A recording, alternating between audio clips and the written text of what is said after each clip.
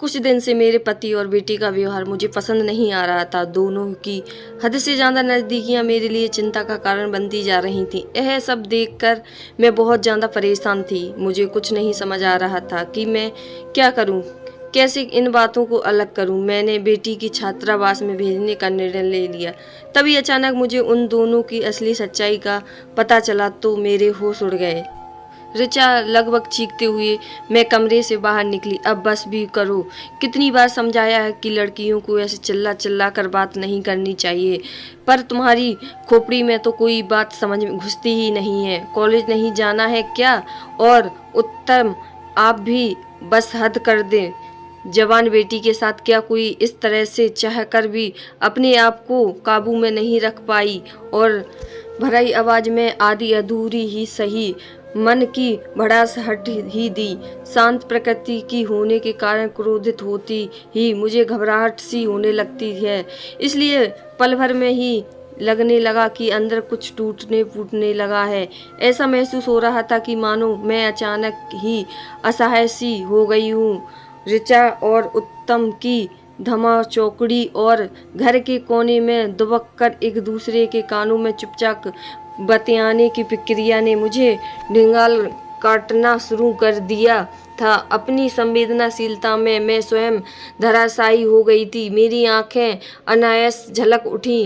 मृदुला, क्या हो रहा गया है तुम्हें? उत्तम ने मेरे दोनों कंधों पर थामते पूछा। और मैं, चित्रा तो हमेशा ही ऐसे थे। चित्रा कितनी भी बड़ी हो जाए पर मेरे लिए वह हमेशा ही छोटी रहेगी, नन्ही मुन्नी गुड़िया। हाँ, यह तो ठीक है, पर मेरे होंठों पर अचानक जैसे किसी ने ताला लगा दिया। अंतर की बात अंदर ही अटकती रह गई। मैं सच्चाई नहीं बोल पाई। जिस सच के कड़वेपन में महसूस कर मैं अंदर ही अंदर तड़प रही थी, उस बात को उजागर करने के ख्याल मात्र से भी दिल सहम सा जाता था। तुम बहुत चिड़चिड़ी होती जा रही हो, क्या बात है? लगता है अंदर ही अंदर कोई सोच खाए जा रही है। मेरे हाथों में अपने हाथ में लेते हुए उत्तम ने मुझे अपने हाथ सौंपे और बिठा लिया। हम दोनों एक दूसरे के सुख दुख के सहभागी हैं। मुझे बताओ, आखिर क्या बात है? कुछ नहीं। एक झटके में उत्तम के हाथों को मुक्त करते हुए उठ खड़ी हुई। उत्तम की ऐसी चिकनी चुपड़ी बातें से अब मुझे नफरत सी होने लगी थी। सोचने लगी, कितना झूठ बोलता है उत्तम। क्या जरूरत है उसे यह कहने की कि मैं उसके सुख दुख की साथी हूँ? यदि ऐसा होता तो मेरे साथ बिताए जाने वाले लम्हे को ऋचा के साथ ना बांटता। मैं विकल ही उठी तो प्रयास किया कि सोफे पर पड़े बैग को कंधे पर लटकाते हुए तुरंत काल घर से बाहर निकल जाऊं, पर ऋचा दरवाजे पर दोनों हाथ फैलाए खड़ी हो गई। माँ, पहले नाश्ता नहीं, मुझे भूख नहीं है। ऐसे कैसे भूख नहीं है? ऋचा ने मुझे ढकेलते हुए खाने की मेज पर बिठा दिया। माँ, मुझे तो लगता है आप रात दिन मेरी शादी को लेकर परेशान रहती हैं, पर अभी मेरी उम्र ही क्या है? और फिर मैं कोई काली कलूटी तो हूँ नहीं। लड़का मिलना मुश्किल हो जाएगा। क्यों पिताजी? ठुमकती हुई ऋचा ने मुझे खुश करने का प्रयास करते हुए उत्तम से पूछा। बिल्कुल सही।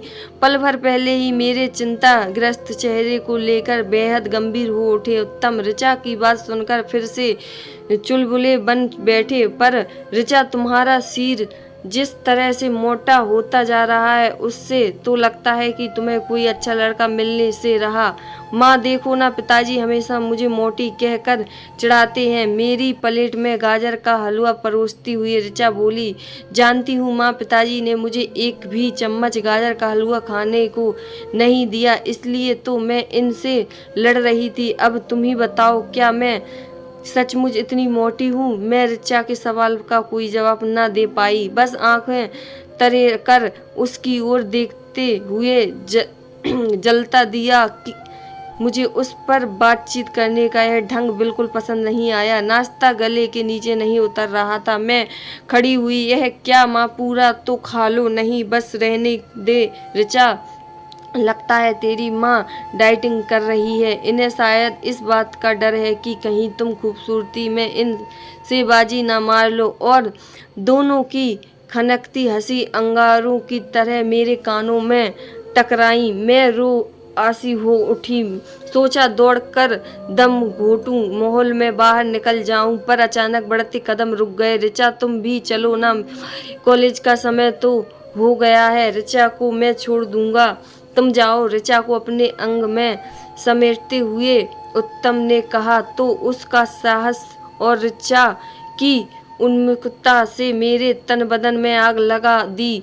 लाचार सी अपनी ही पीड़ा से झुलकती मैं तेजी से घर से बाहर निकल गई। उस रोज दफ्तर में किसी काम से मन नहीं लगा। थोड़ा बहुत काम जैसे तैसे निपटा कर मैं निढाल सी कुर्सी पर बैठी चिंता में डूबी। मेरे दिल और दिमाग में बराबर वही दृश्य आता जाता रहा। जब उत्तम ने ऋचा को अपने पास खींच लिया था, मन में कुलफुलाहट होने लगी कि पिता पुत्री में ऐसे प्रेम प्रदर्शन का बुरा लगना अस्वाभाविक है। पर उत्तम तो ऋचा के सौतेले पिता हैं, यानी मेरे दूसरे पति। इस बात को मैं कभी भूल नहीं पाती थी।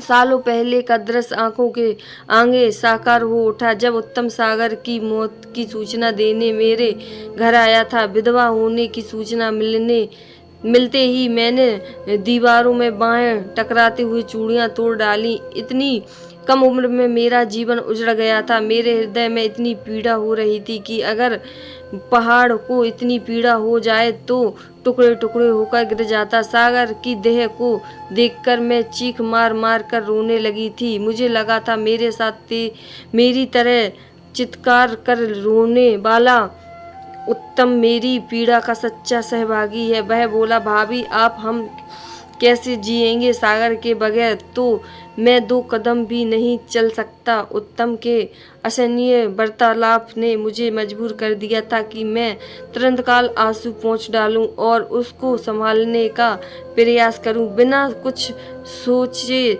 समझे मेरे सीने से लगकर उस रोज वह इतना महसूस लगा था कि देर तक उसे अपनी बाहों में समेट रही।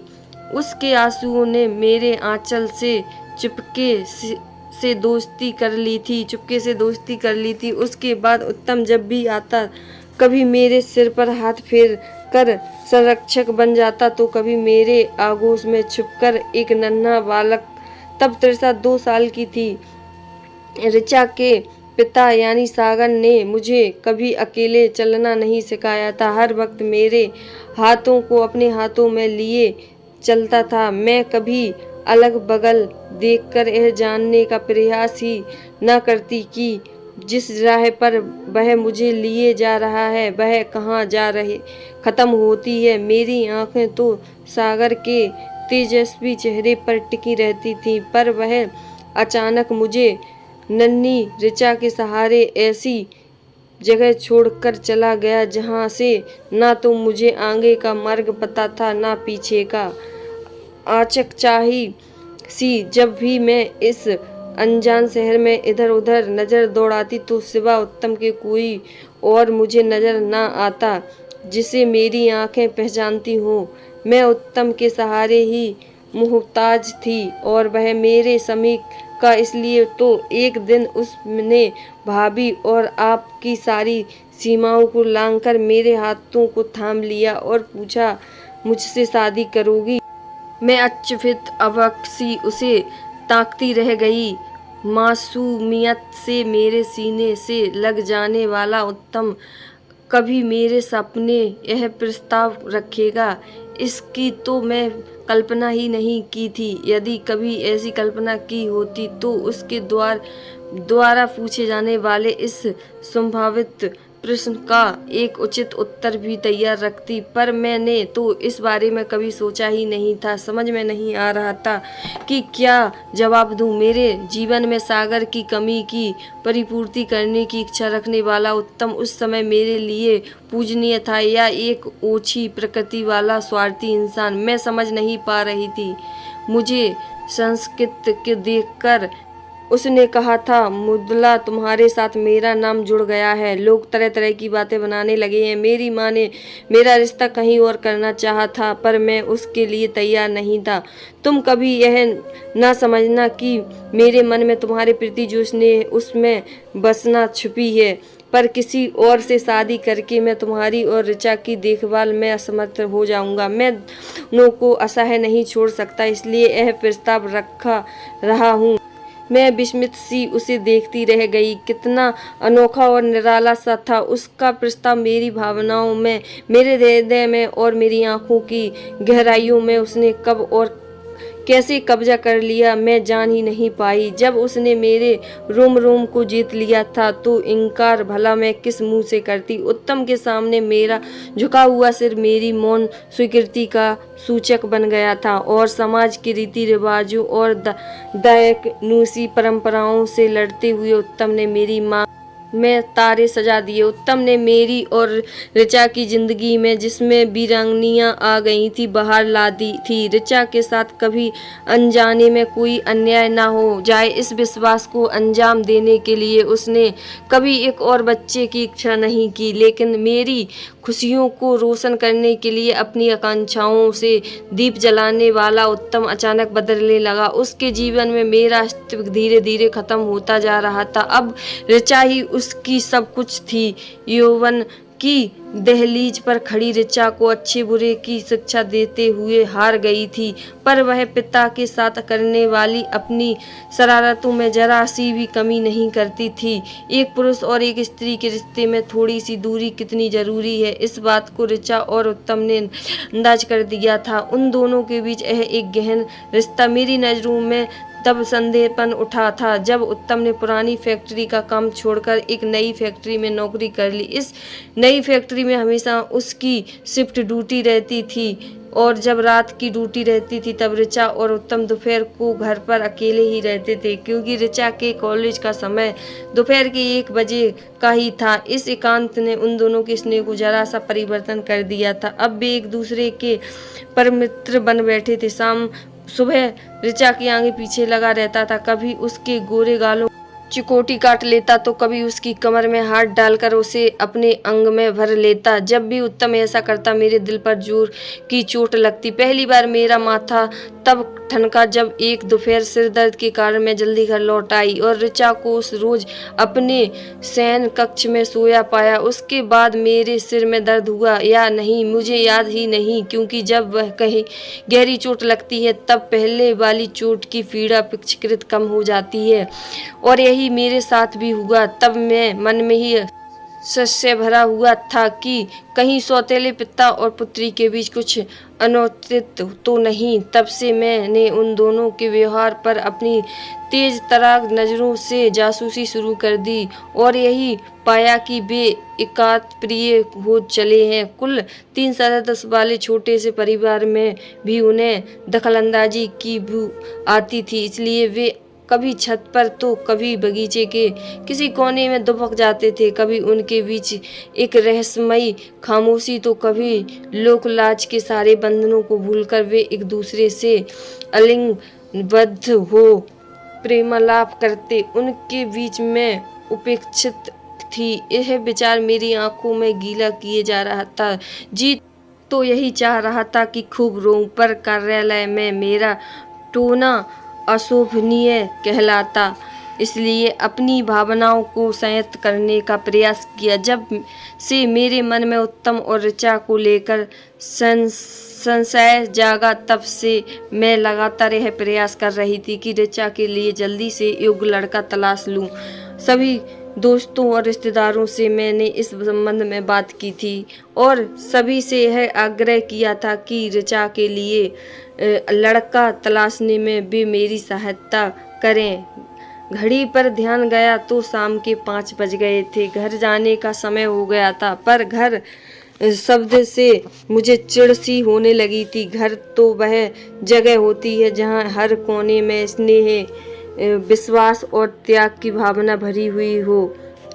वह घर जहाँ पल पल एक गोपनीयता का एहसास भरा हो। वह जाने की इच्छा भला किसे होगी, पर जाना तो होगा ही। सोचते हुए मैं उठ खड़ी। घर पहुँचने से पहले मैंने निर्णय लिया कि ऋचा को अब घर पर नहीं रहने दूंगी और जब तक उसके लिए योग्य लड़का नहीं मिल जाता तब तक के लिए उसका दाखिला किसी लड़कियों के छात्रावास में करा दूंगी। इसके अलावा मेरे पास कोई और रास्ता नहीं था, लेकिन मैं इस बात को लेकर भी चिंतित थी कि उत्तम को वजह क्या बताऊंगी। ऋचा को घर से दूर करने की बात पर वह जरूर नाराज हो जाएगा, हो सकता है मुझसे लड़ भी पड़े। घर पहुंची तो बरामदे में ही कुर्ता पजामा पहने और साल लपेट बड़ी बेसब्री से चहल कदमी करता उत्तम नजर आया। उसको देखते ही मन में कड़वाहट सी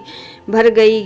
किसका इंतजार कर रहा है, यह जानने की उत्सुकता थोड़ी बहुत तो थी, पर पूछने की इच्छा नहीं हुई। मैं तेजी से शयन कक्ष में पहुंच गई, कर सी बिस्तर पर गिर पड़ी और पता ही नहीं चला कब आंख लग गई। मुर्दुला उठे, ना सो क्यों रही हो, मुझे झकझोरते हुए उत्तम ने उठा दिया। थोड़ी देर सोना चाहती हूँ, बड़ी थकान हो रही है।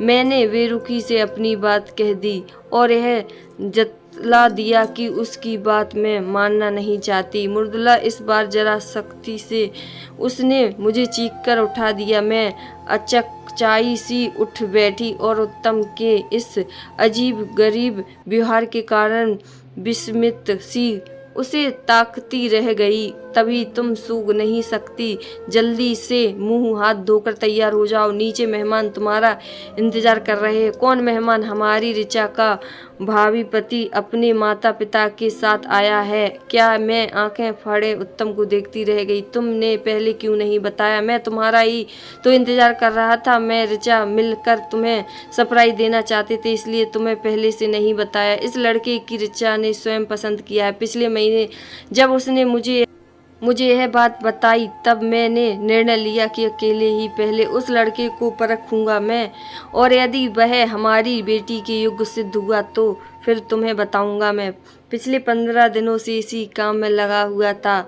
लड़का डॉक्टर है। कई लोगों से मिलकर मैंने ये पता लगाया और जब आश्रित हो गया तो आज उसे घर पर बुला लिया ताकि तुम उससे मिलकर बाकी की कार्यवाही करो।